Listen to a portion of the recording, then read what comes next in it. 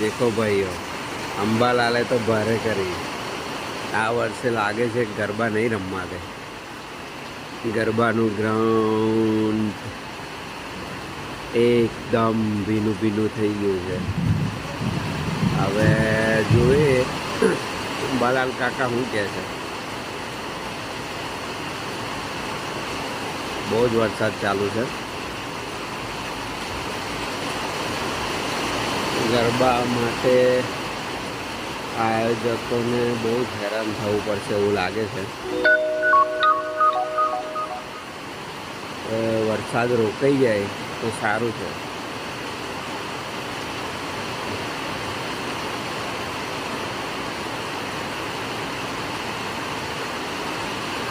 ફૂલ વરસાદ છે, ફૂલ વરસાદ, બહુ જ વરસાદ, ફૂલ વરસાદ.